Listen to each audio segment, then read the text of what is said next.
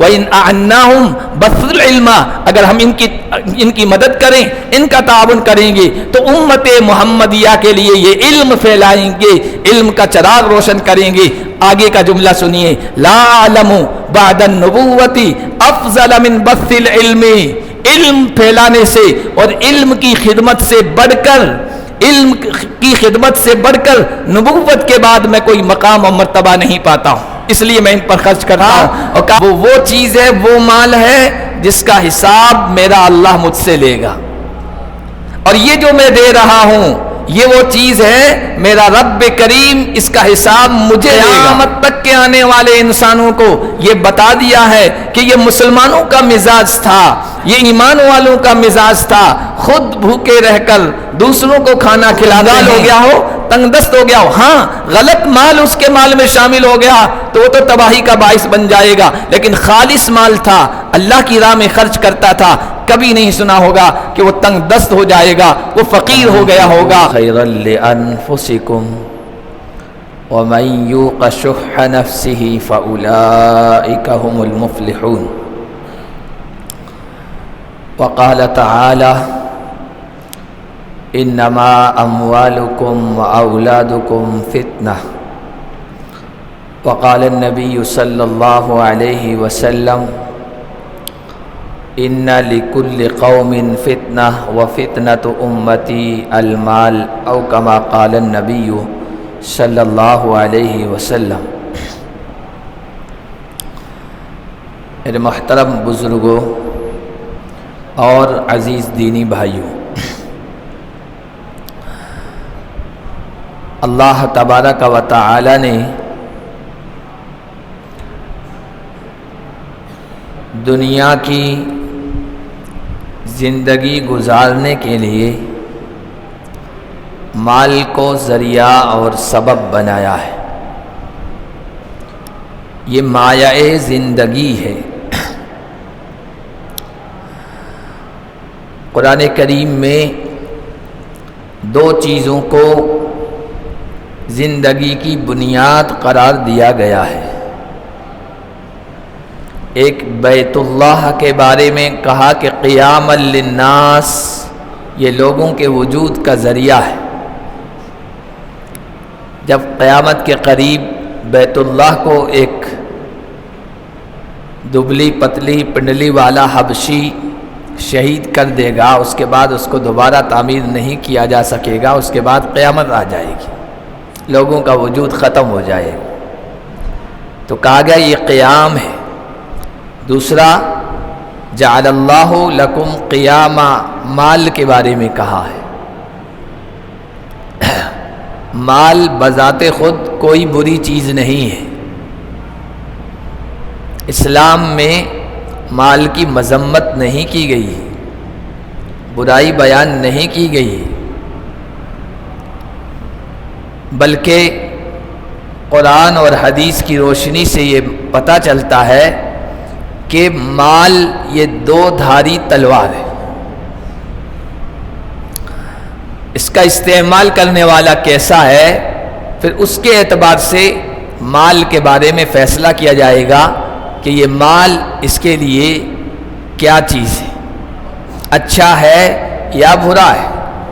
یہ مال دو دھاری تلوار ہے، یہ فتنہ بھی بنتا ہے اور یہ رحمت بھی بنتا ہے، یہ زحمت بھی بنتا ہے، یہ خیر کا باعث بھی بنتا ہے اور شر کا باعث بھی بنتا ہے، یہ اللہ کا فضل اور مہربانی بھی ہے اور اللہ کی طرف سے ابتلا اور آزمائش بھی ہے۔ نبی علیہ الصلوۃ والسلام کا ارشاد ہے کہ نعم المال الصالح للرجل الصالح، مال دو دھاری تلوار ہے، استعمال کرنے والا کیسا ہے؟ فرمایا بہترین مال بہترین اور نیک آدمی کے لیے بہترین چیز ہے، اس کے لیے وہ رحمت بنے گا، لیکن غلط آدمی کے ہاتھ میں یہ پہنچ جائے تو پھر اس کو بھی نقصان پہنچائے گا، دوسروں کو بھی نقصان پہنچائے گا، زحمت بنے گا۔ جب یہ مال زحمت بنتا ہے تو پھر ہم دیکھتے ہیں بھائی بھائی کے درمیان فتنہ کھڑا ہو جاتا ہے۔ جب یہ مال زحمت اور فتنہ بنتا ہے تو پھر بھائی اور بہنوں کے درمیان تعلقات خراب ہو جاتے ہیں۔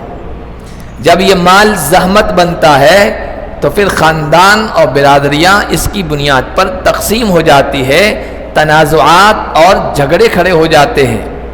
اور جب یہ مال رحمت بنتا ہے تو تعلقات کی درستگی کا، خاندان میں محبتوں کے رشتے پیدا ہونے کا، وجود میں آنے کا ذریعہ بنتا ہے۔ مال کے اندر دونوں خاصیتیں، مال اگر صحیح آدمی کے ہاتھ میں ہو، صحیح استعمال ہو، تو پھر اس مال کی وجہ سے وہ آدمی اللہ کا بھی محبوب بن جاتا ہے، لوگوں کا بھی محبوب بن جاتا ہے۔ سخی آدمی اللہ کا بھی محبوب بن جاتا ہے اور دشمنوں کی نگاہ میں بھی قابل تعریف بن جاتا ہے، دشمنوں کے یہاں بھی پسندیدہ بن جاتا ہے۔ اور بخیل آدمی اگر وہ باپ ہونا تو بھی اولاد کی نگاہ میں مبغوض اور ناپسندیدہ بن جاتا ہے، کیونکہ مال کو اس نے فتنہ بنا لیا ہے، زحمت بنا لیا۔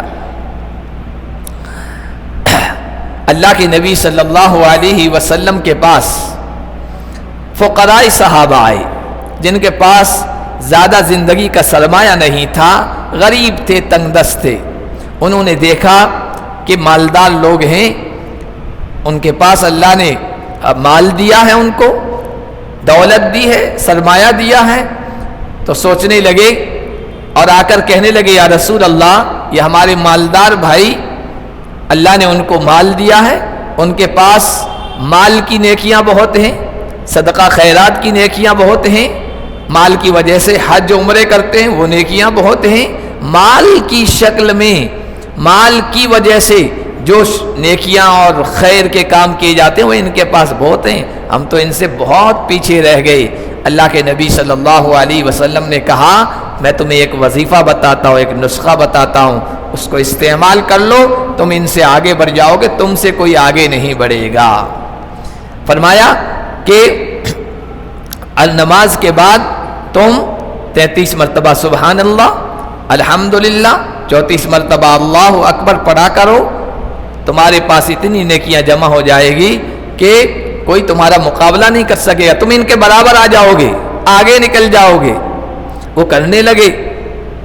اس زمانے کے مالدار لوگ بھی صرف مالدار نہیں تھے، دنیا دار نہیں تھے، اللہ نے ان کو مال بھی دیا تھا اور آخرت کی فکر بھی دی تھی۔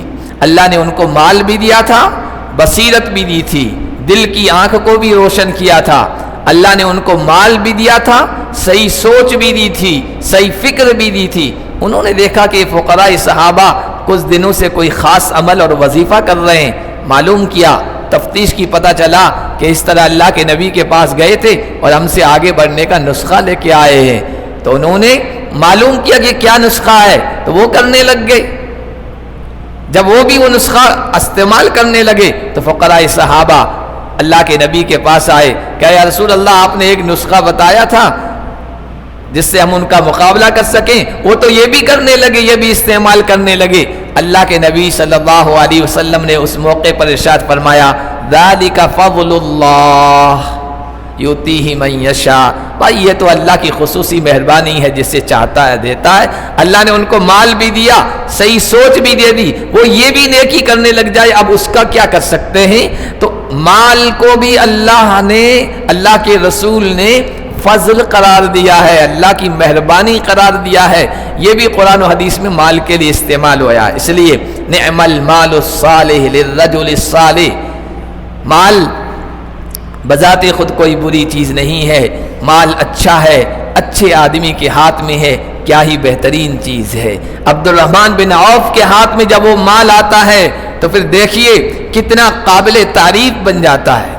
اللہ نے کیا مال دیا تھا، کیا دولت تھی، تجارت تھی، کاروبار تھا، بڑا لمبا چوڑا، قافلے آیا کرتے تھے، اونٹوں کے قافلے، گھوڑوں کے قافلے، جانوروں پر مال لدا ہوا آ رہا ہے، یمن سے آ رہا ہے، شام سے آ رہا ہے، روم سے آ رہا ہے، اتنا اللہ نے مال دیا تھا، تاریخ کی کتابوں میں، سیرت کی کتابوں میں آتا ہے، سونے کے سکے، چاندی کے سکے تجوریوں میں نہیں، صندوقوں میں نہیں، مٹکوں میں نہیں، کبھی کبھار گھر کے صحن میں اور کمرے کے اندر رکھا کرتے تھے، اور ڈھیر اتنا ہو جایا کرتا تھا کہ چھت کو سکے لگ جایا کرتے تھے، اتنا اللہ نے مال دیا تھا۔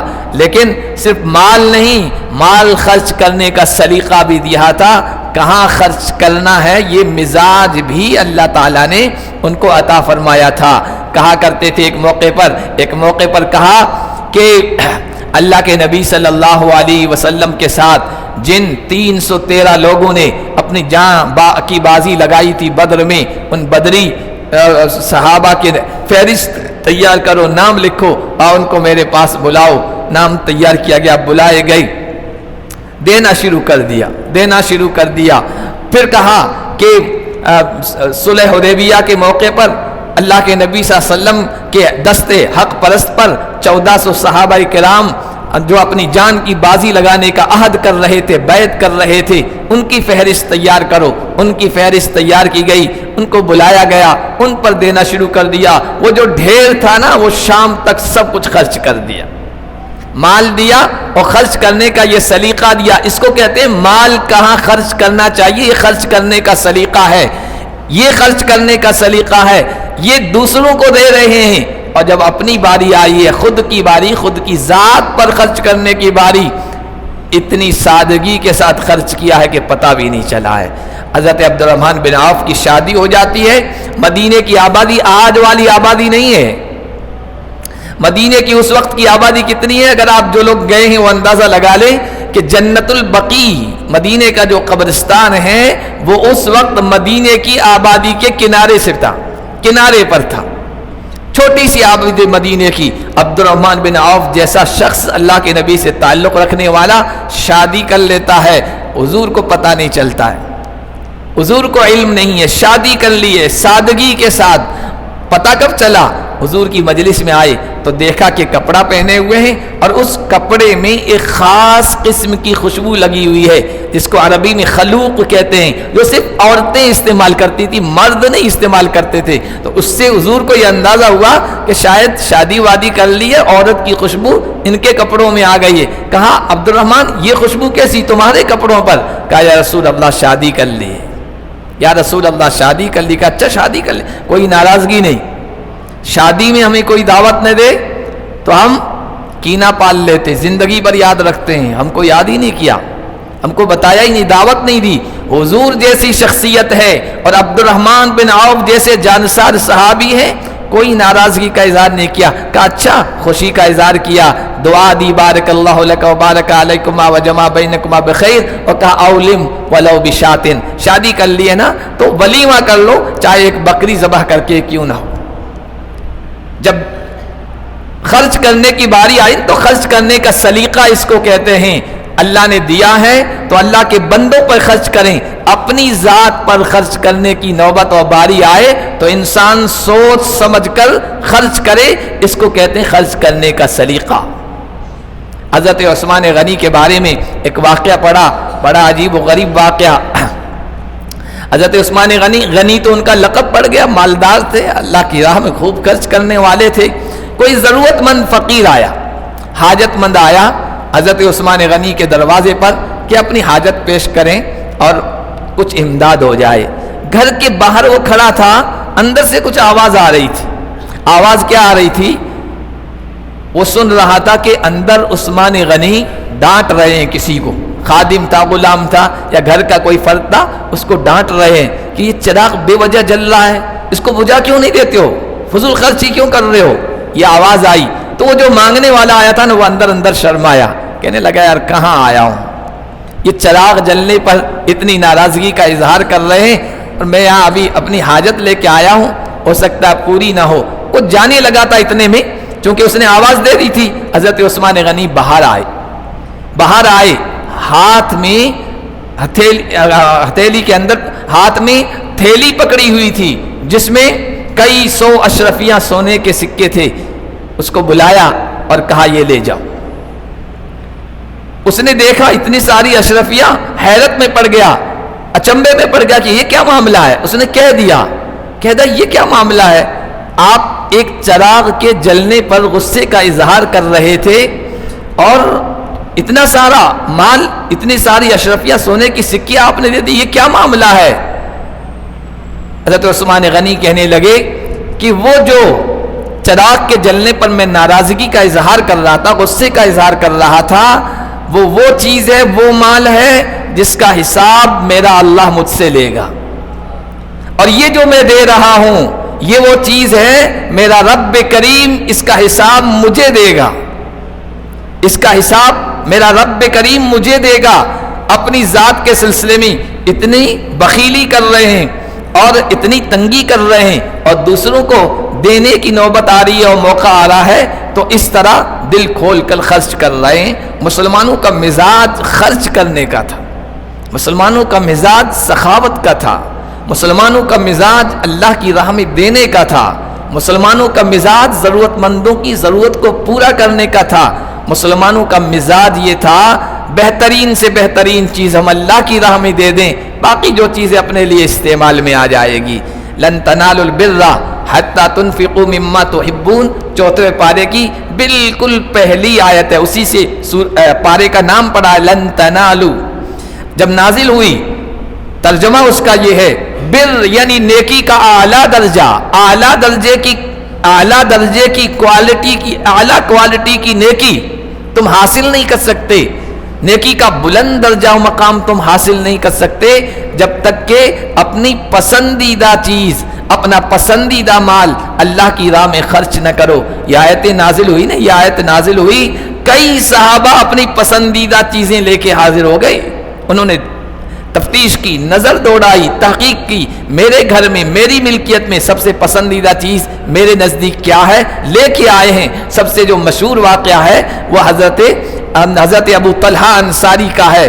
یہ آیت نازل ہوئی، انہوں نے نگاہ دوڑائی، انصار میں سب سے زیادہ مال والے، باغات والے، جائیداد والے حضرت ابو طلحہ انصاری تھے۔ ایک باغ تھا جس کا نام بیروحا آتا ہے، مسجد نبوی کے بالکل سامنے۔ لوکیشن دیکھیے، کسی بھی چیز کی، جائیداد کی، زمین کی، باغ کی جو قیمت ہوتی ہے وہ لوکیشن کی بنیاد پر ہوتی ہے۔ مسجد نبوی کے بالکل مستقبلۃ مسجد النبوی آتا ہے، مسجد نبوی کے بالکل سامنے تھا، بہترین باغ تھا، شاندار باغ تھا، اتنا بہترین، پسندیدہ، نبیوں کے سردار محمد مصطفیٰ صلی اللہ علیہ وسلم وہاں کے درختوں کا سایہ حاصل کرنے کے لیے جایا کرتے تھے۔ وہاں کنواں تھا جس کا بہترین شیرین میٹھا پانی تھا، اس کو پینے کے لیے حضور جایا کرتے تھے، حضور کا پسندیدہ باغ تھا، اتنا بہترین اور پسندیدہ۔ آئے اللہ کے نبی کے پاس، کہا یا رسول اللہ یہ آیت نازل ہوئی ہے کہ ایمان والو تم نیکی کے اعلیٰ درجے کو نہیں پا سکتے جب تک کہ اپنے پسندیدہ چیز کو اللہ کی راہ میں خرچ نہ کر دو۔ میں نے نگاہ دوڑائی، میرے مال میں سب سے زیادہ پسندیدہ، سب سے زیادہ قیمتی یہ بیروحا باغ ہے، اور اللہ کے نبی یہ میں آپ کی خدمت میں پیش کر رہا ہوں، اجعلھا حیث یراک اللہ، جہاں اللہ آپ کو مناسب سمجھائے وہاں اس کو استعمال کر دیجئے، خرچ کر دیجئے۔ اللہ کے نبی صلی اللہ علیہ وسلم نے کہا بخن بخن ذاک مال رابح واہ، یہ ہے نفع بخش سودا، یہ ہے نفع پہنچانے والا مال۔ تعریف کی اور پھر کہا ابو طلحہ میری رائے یہ ہے کہ تم خود اس کو، میں تمہیں بتا دیتا ہوں، وہاں خرچ کر دو، میرے حوالے مت کرو۔ اجعلھا فی الاقربین، تمہارے جو قریبی رشتہ دار ہیں نا اس باغ کو ان کے حوالے کر دو، ان میں تقسیم کر دو۔ پھر انہوں نے اپنے قریبی رشتہ داروں میں اس باغ کو تقسیم کر دیا۔ یہ مسلمانوں کا مزاج دینے کا تھا، پسندیدہ چیز کے خرچ کرنے کا تھا۔ مسلمانوں کا مزاج اللہ نے اور اس کے نبی علیہ الصلاۃ والسلام نے جو بنایا تھا نا وہ سخاوت پر بنایا تھا، تنگ دلی پر نہیں بنایا تھا، وہ فیاضی پر بنایا تھا، بخیلی پر نہیں بنایا تھا۔ مسلمانوں کا مزاج دینے والا بنایا تھا، مسلمانوں کا مزاج لینے والا نہیں بنایا تھا۔ وَيُؤْثِرُونَ عَلَىٰ أَنفُسِهِمْ وَلَوْ كَانَ بِهِمْ خَصَاصَةٌ وَيُؤْثِرُونَ عَلَىٰ أَنفُسِهِمْ وَلَوْ كَانَ بِهِمْ خَصَاصَةٌ، نبی کے ماننے والے ایسے ہوتے تھے خود کو ضرورت ہے لیکن اپنے کو پیچھے رکھ رہے ہیں، دوسروں کو دے رہے ہیں۔ بڑا عجیب واقعہ اس آیت کے شان نزول کا ہے۔ اللہ کے نبی کے پاس مہمان آیا کرتے تھے، اللہ کے نبی ازواج مطہرات میں اعلان کیا کرتے تھے، آدمی بھیجا کرتے تھے، بھائی جس کے گھر میں جو کچھ ہو تو بتا دو، مہمان کو میں حاضر کر دوں۔ ازواج مطہرات کی طرف سے اگر یہ جواب آتا تھا ہمارے ہاں آج کچھ بھی نہیں ہے، تو پھر آپ اعلان فرمایا کرتے تھے صحابہ کے درمیان کہ بھائی میرے مہمان آئے ہوئے ہیں، جس کے پاس جیسی گنجائش ہو لے کے جاؤ۔ ایک مرتبہ کوئی مہمان آئے، اللہ کے نبی نے اعلان کیا، کسی کے پاس کچھ ہوگا نہیں، ایک صحابی کھڑے ہو گئے، کہنے لگے یا رسول اللہ آپ کا مہمان ہے، نبی کا مہمان ہے، میرے لیے سعادت کی بات ہے کہ میں آپ کے مہمان کا میزبان بنوں۔ معلوم تھا گھر میں کچھ نہیں ہے، معمولی سی چیز ہوگی، بچوں کے کام آئے گی، بس اتنی، یہ بھی معلوم تھا، لیکن نبی کا مہمان ہے، میں میزبان بنوں، یہ میرے لیے بڑی سعادت کی بات ہے، اے رسول اللہ میں لے جاؤں گا۔ مہمان کو لے کے آئے گھر میں، گھر والی سے کہا اللہ کے نبی کا مہمان ہے۔ گھر والی بھی ایمان والی تھی، یقین والی تھی، حضور کی تربیت یافتہ تھی۔ سبحان اللہ، آج کی ہماری عورتوں کی طرح نہیں، آج ہم جا کے کہہ دیں نا کوئی مسافر آیا ہے، کوئی بیچارہ پردیسی ہے، کوئی چندے والا ہے، کھانے کی ضرورت ہے کہ ابھی کھانے کا ٹائم نہیں ہے، اب میں کیسے پکاؤں، تیوری چڑھا لیتی ہے، بل چڑھا لیتی ہے، ناراضگی کا اظہار کرتی ہے۔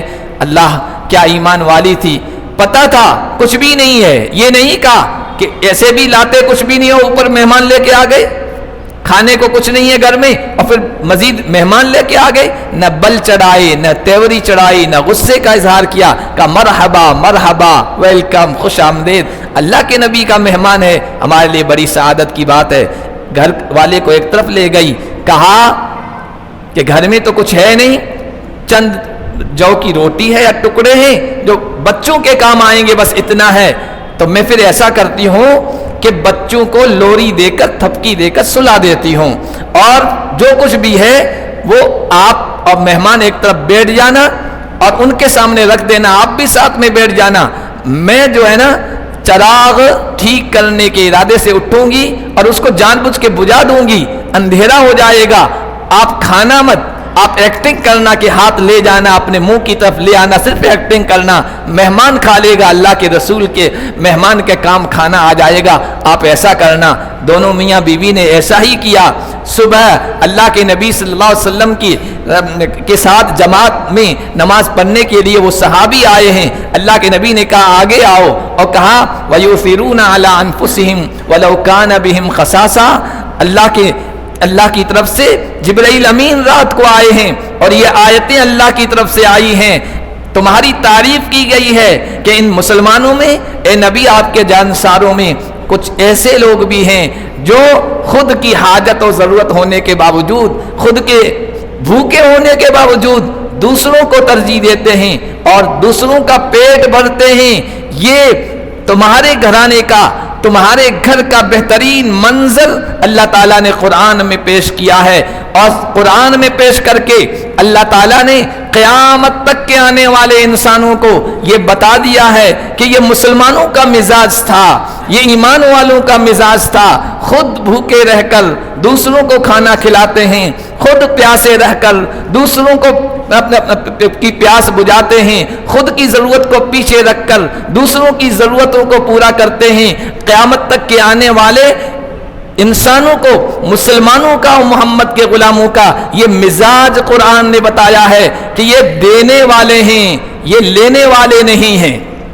یہ مسلمانوں کا مزاج بتایا، الید العلیا خیر من الید السفلی، اوپر والا ہاتھ نیچے والے ہاتھ سے بہتر ہے۔ یہ مزاج بتایا کہ مسلمان کا ہاتھ یوں ہوتا ہے، مسلمان کا ہاتھ اس طرح نہیں ہوتا ہے، خرچ کرنے والا ہوتا ہے، لینے والا نہیں ہوتا ہے، دینے والا ہوتا ہے۔ اور جب یہ مزاج ہوتا ہے پھر اللہ کی طرف سے بھی رحمتیں برستی ہے۔ میرے آقا علیہ الصلوۃ والسلام نے ارشاد فرمایا، ما من یوم یصبح العباد فی الا وملکان ینزلان من السماء یقول احدهما اللهم اعط منفقا خلفا ويقول الاخر اللهم اعط ممسكا تلفا۔ ہر روز جب صبح طلوع ہوتا ہے، سورج روشن ہوتا ہے، صبح ہوتی ہے، دن نکلتا ہے، روزانہ 2 فرشتے خصوصی طور پر اللہ تعالیٰ کی طرف سے آتے ہیں، دعا کرتے ہیں دونوں، ایک دعا کرتا ہے، ایک بد دعا کرتا ہے۔ ایک کہتا ہے اللہم آتی منفقا خلفا، اے اللہ جو دے رہا ہے، جو خرچ کر رہا ہے، جو لوگوں کی ضرورتیں پوری کر رہا ہے، اس کو بہترین بدلہ عطا فرما دے، اس کی بھرپائی کر دے۔ اور دوسرا کہتا ہے اللہم آتی ممسکا تلفا، اے اللہ جو روک روک کے رکھ رہا ہے اس کے مال میں بربادی ڈال دے، تباہی ڈال دے، ہلاکت ڈال دے۔ اللہ کے نبی صلی اللہ علیہ وسلم اس ماہ مبارک میں جو خصوصی عمل کیا کرتے تھے، ایک تو قرآن کی تلاوت ہوا کرتی تھی، دوسرا خرچ کرنا ہوتا تھا۔ چلتی ہوئی بہتی ہوئی ہوا سے بھی زیادہ حضور علیہ الصلوۃ والسلام سخی ہو جایا کرتے تھے۔ بلال سے فرمایا کرتے تھے انفق یا بلالا ولا تخش من ذی العرش اقلالا، بلال خرچ کرو، عرش والے سخی داتا کی طرف سے کمی کا، تنگی کا کوئی اندیشہ اور ڈر مت رکھو، ادھر سے خرچ کرو گے ادھر سے آئے گا۔ فرمایا کرتے تھے اپنے ازواج سے بھی فرمایا، بیٹیوں سے بھی فرمایا انفقی، خرچ کرو، بچا بچا کے مت رکھو، سینت کے مت رکھو، جمع کر کے مت رکھو، جمع کر کے رکھو گے ادھر سے بھی تھوڑا تھوڑا آئے گا، خوب خرچ کرو گے ادھر سے بھی بہت زیادہ آئے گا، اللہ کی طرف سے خیر کے، برکت کے اور بھلائی کے فیصلے ہوں گے۔ اللہ کے نبی صلی اللہ علیہ وسلم نے یہ امت کا مزاج بنایا تھا، خرچ کرو اللہ کی طرف سے ملے گا۔ اور یاد رکھیے، یہ بات یاد رکھیے کہ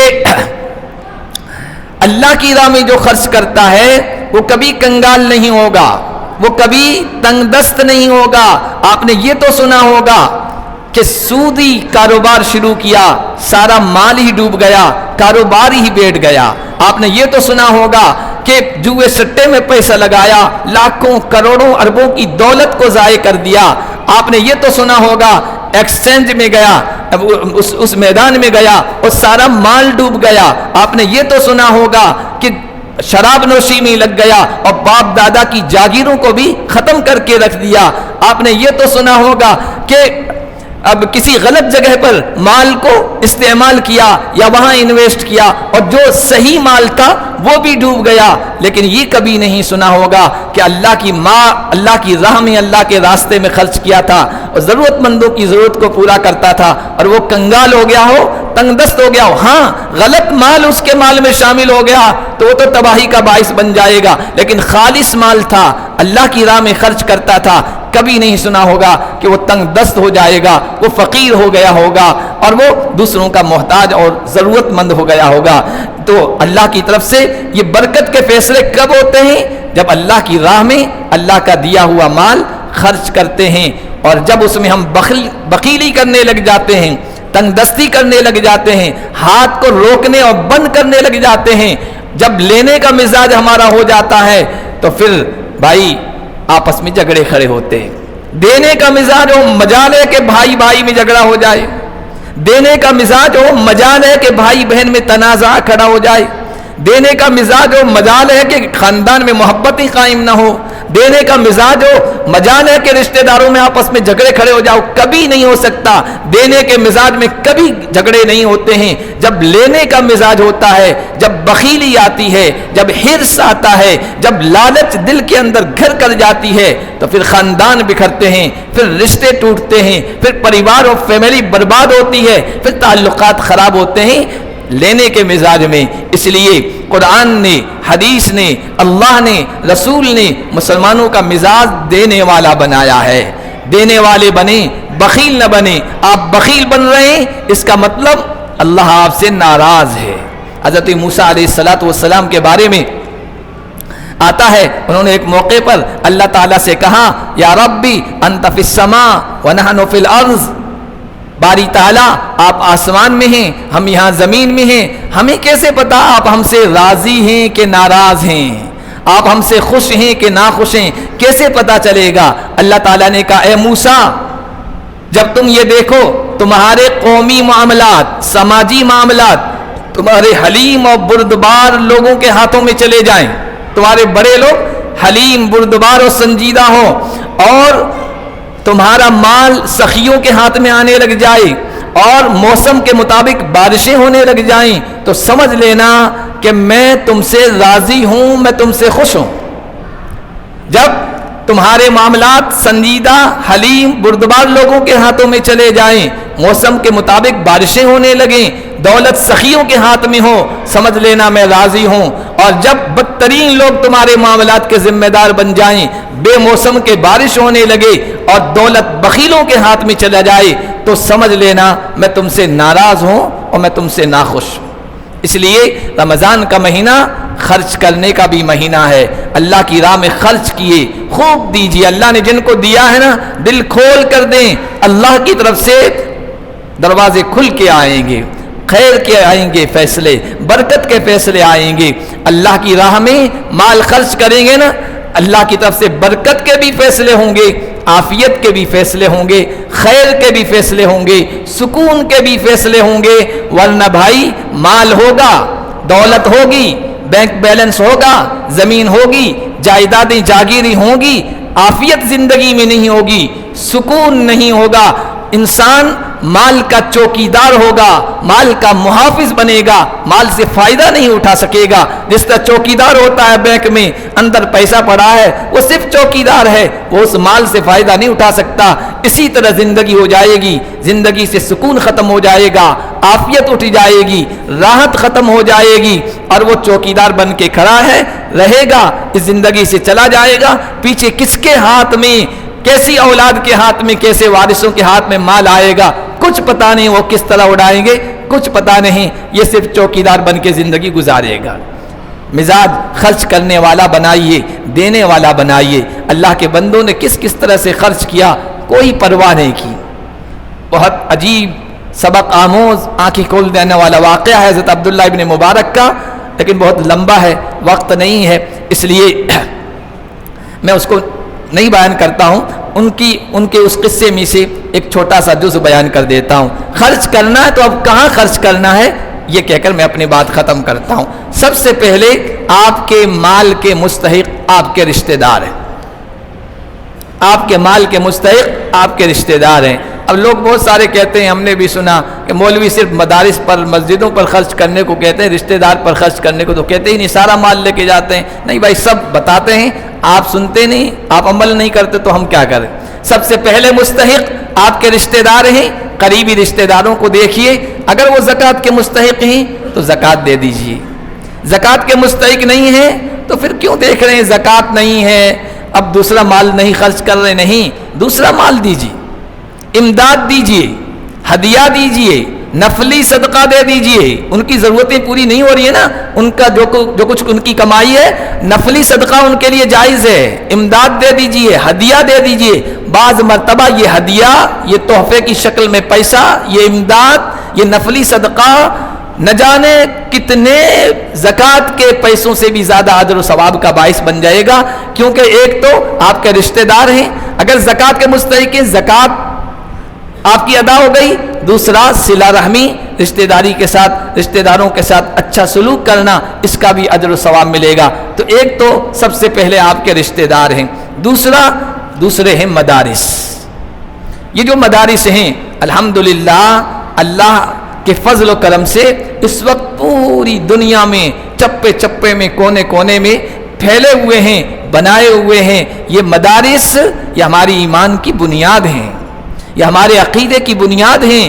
آپ دنیا میں جتنی بھی تحریکیں دیکھ لیں، تنظیمیں دیکھ لیں، ایمان کی محنت کرنے والی جماعتیں دیکھ لیں، ان سب کی بنیاد پیچھے جائیں گے تو کوئی نہ کوئی ان کا بانی، ان کا موجد، ان کو چلانے والا مدرسے کا کوئی استاد ہوگا، معلم ہوگا، مدرسے کا فیض یافتہ ہوگا، مدرسے میں پڑھا ہوا ہوگا۔ پوری دنیا میں جائیے، صرف بر صغیر نہیں کہ ہند پاک بنگلہ دیش، اور یہ پوری دنیا میں، مشرق میں، مغرب میں، شمال میں، جنوب میں، جہاں کہیں بھی دین کے چراغ روشن ہیں، آپ کو اس کے پیچھے ان مدارس کے فیض یافتہ نظر آئیں گے۔ یہ مدارس کیا ہیں؟ یہ جیسے تفسیر میں آیا نا کہ سمندروں اور دریاؤں سے بھاپ اٹھتی ہے، بادل بنتے ہیں اور وہ بادل بنجر زمینوں کو جا کر آباد کرتے ہیں، بساتے ہیں، ہریالی وہاں پیدا کر دیتے ہیں۔ یہ مدارس بھی دریاؤں اور سمندروں کی طرح ہیں، علم کے پیاسے آتے ہیں، دین کے پیاسے آتے ہیں، شریعت کے پیاسے آتے ہیں، اور یہاں سے اپنے سینوں کو علم کے پانی سے بھر کر اور پھر بادل بن کر بنجر علاقوں میں جو ایمان کے اعتبار سے بنجر ہیں، اسلام کے اعتبار سے بنجر ہیں، وہاں پر برستے ہیں اور ان کے سینوں کو ایمان کے اور علم کے نور سے منور کرتے ہیں۔ سیدھا سادہ کھانا کھا کر، روکھی سوکھی زندگی بسر کر کے، چٹائیوں پر بیٹھ کر کے اپنی حاجتوں، اپنی خواہشوں، اپنی تمناؤں کو اپنے سینوں میں دبا کر یہ علماء، یہ معلمین، یہ استاذ، یہ دین کی خدمت کرنے والے، ذرا ان کی زندگیوں میں آپ جھانک کے دیکھیے کن کن قربانیوں کے ساتھ یہ دین کی خدمت کر رہے ہیں۔ آج تو ہمیں صرف زبان چلانی آتی ہے، کسی عالم کے بارے میں کہہ دیا، کسی مدرسے کے بارے میں کہہ دیا، کسی ادارے کے بارے میں کہہ دیا، کتنی خواہشوں کا گلا گھونٹ کر یہ علماء کرام، ائمہ اعظام، مدارس کے خدمتگار اپنی قربانیاں پیش کر رہے ہیں اور دین کی خدمت پیش کر رہے ہیں۔ ہمارے مال کے دوسرے مستحق یہ مدارس ہیں، یہ مدارس ہیں۔ ہونا تو یہ چاہیے تھا ہم جتنا بھی کمائیں ایک حصہ اپنی ضرورت پر خرچ کریں، ایک حصہ اپنے مال کو بڑھانے میں، پھر انویسٹ کرنے میں، تجارت کو آگے بڑھانے میں خرچ کریں، اور ایک حصہ خالص دین کی نشر و اشاعت اور حفاظت کے لیے، مدارس کے لیے وقف ہونا تو یہ چاہیے تھا۔ لیکن اگر یہ نہیں کر سکتے ہیں تو کم از کم یہ تو ہونا چاہیے کہ ہماری زکوٰۃ کا سب سے بہترین مصرف دوسرے نمبر پر وہ یہ مدارس ہونے چاہیے اور یہ دینی ادارے ہونے چاہیے۔ اللہ تبارک و تعالی ہم سب کو اس طرح خرچ کرنے کی توفیق عطا فرمائے۔ عبداللہ ابن مبارک کا جملہ نقل کر دیتا ہوں۔ بڑا مال دیا تھا اللہ نے اتنا مال دیا تھا، اگر میں کہوں نا تو اس میں ذرہ بھی جھوٹ نہیں ہے۔ آپ کے ہندوستان کے اگر دو بڑی پارٹیاں ہیں نا مال کے اعتبار سے، بڑی کمپنیاں، وہ ان کے سامنے کچھ بھی نہیں ہے۔ میرے پاس یہ لکھی ہوئی ہے اس زمانے میں ان کے پاس کتنی دولت تھی، اور میں بیان کروں تو ٹائم ہو جائے گا۔ اللہ نے مال دیا تھا، لیکن مال خرچ کرنے کا سلیقہ بھی دیا تھا۔ علماء پر، فضلاء پر، دین کے خدمت گزاروں پر اتنا خرچ کرتے تھے کہ لوگ کہنے لگے یار ان پر اتنا کیوں خرچ کر رہے ہیں ان پر آپ اتنا کیوں خرچ کر رہے ہیں؟ جواب سنیے، کہا کرتے تھے انہم قوم لہم فضل وصدق طلب الحدیث فاحسنوا طلبہ لحاجت الناس الیہم۔ یہ ایسے لوگ ہیں اللہ نے انہیں مقام دیا ہے، انہیں رتبہ دیا ہے، انہوں نے دین کا علم حاصل کیا، اچھی طریقے حاصل کیا، کیونکہ لوگوں کو اس علم کی ضرورت ہے، لوگوں کو اس علم کی ضرورت ہے۔ انجینئر کے بغیر آپ مکان بنا لیں گے تجربے کی بنیاد پر، اور ڈاکٹر کے بغیر تجربے کی بنیاد پر آپ جڑی بوٹیوں سے علاج کرا لیں گے، لیکن دین اور شریعت کو علماء سے حاصل کیے بغیر آپ کبھی صحیح راستے پہ نہیں آ سکیں گے۔ لوگوں کو اس کی ضرورت ہے۔ فَإِن تَرَكْنَاهُمْ ضَاعَ عِلْمُهُمْ، اگر ہم ان کی دیکھ بھال نہ کریں، ان پر خرچ نہ کریں، ان کا علم ضائع ہو جائے گا۔ وَإِنْ أَعَنَّاهُمْ بَثَّ الْعِلْمَ، اگر ہم ان کی مدد کریں، ان کا تعاون کریں گے تو امت محمدیہ کے لیے یہ علم پھیلائیں گے، علم کا چراغ روشن کریں گے۔ آگے کا جملہ سنیے، لا اعلم بعد النبوۃ افضل من بث العلم، علم پھیلانے سے اور علم کی خدمت سے بڑھ کر نبوت کے بعد میں کوئی مقام اور مرتبہ نہیں پاتا ہوں، اس لیے میں ان پر خرچ کرتا ہوں۔ اور کہا کرتے تھے اگر یہ علماء نہ ہوتے، یہ دین کی خدمت گزار نہ ہوتے، خدا کی قسم میں تجارت نہیں کرتا، میں بیوپار نہیں کرتا، میں تجارت کر ہی اس مقصد سے رہا ہوں کہ ان پر خرچ کروں۔ اب آپ کو بتاؤں ان کی دولت کتنی تھی؟ ان کی دولت تھی 82,875,000 امریکی ڈالر آج کے حساب سے، اس زمانے میں حساب لگائی 82,875,000 امریکی ڈالر ہر سال۔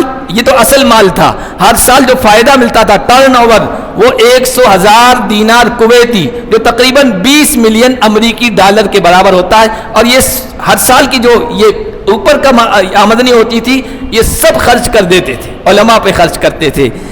تو یہ خرچ کرنے کا سلیقہ ہے، یہ خرچ کرنے کا جذبہ ہے۔ اللہ ہم سب کو عطا فرمائے۔ وآخر دعوانا الحمدللہ۔